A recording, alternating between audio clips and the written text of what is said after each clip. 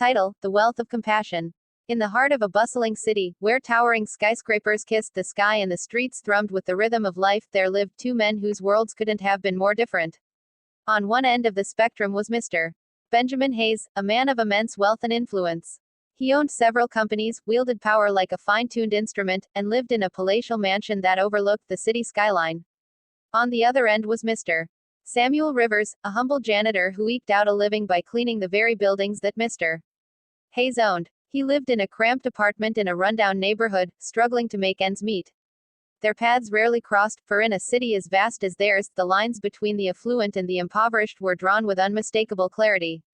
But fate, as it often does, had a way of weaving unexpected threads between lives. One chilly winter evening, as Mr. Rivers trudged home from another long day of work, his weary eyes caught sight of a figure slumped against the wall of an alley. Drawing closer, he saw it was an elderly man, clad in tattered clothes and shivering from the cold. Moved by compassion, Mr. Rivers approached the man and offered him his coat despite knowing he had little to spare. The old man's eyes welled with gratitude as he accepted the gesture, and in that moment, a bond of kindness was forged between two souls from opposite ends of the social spectrum. Unbeknownst to Mr. Rivers, his act of generosity did not go unnoticed. Word of his selfless deed reached the ears of Mr. Hayes, who, intrigued by the janitor's actions, decided to investigate further. One afternoon, as Mr. Rivers was diligently scrubbing the marble floors of one of Mr. Hayes' office buildings, he was approached by a distinguished gentleman in a finely tailored suit. It was none other than Mr. Hayes himself. "Mr. Rivers, isn't it?" Mr. Hayes asked, his voice carrying an air of authority. Startled, Mr. Rivers nodded, unsure of what to expect from the encounter.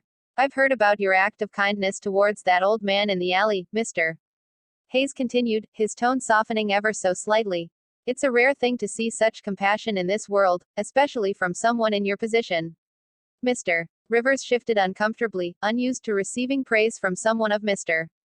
Hayes' stature. "I've been thinking," Mr. Hayes continued, "about ways in which I can give back to the community, to those who are less fortunate than myself.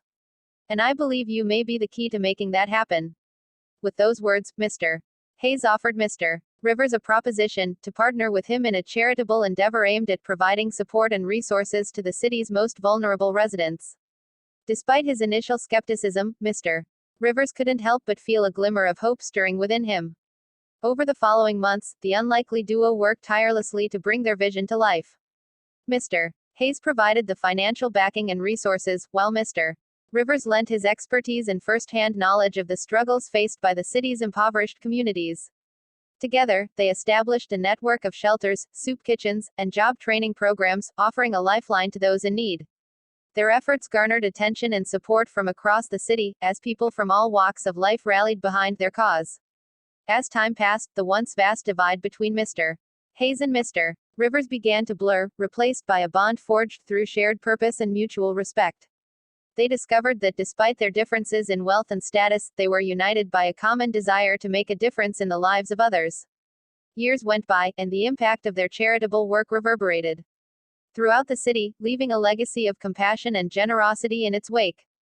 Mr. Rivers, once a humble janitor struggling to get by, had become a beacon of hope for countless individuals who had fallen on hard times.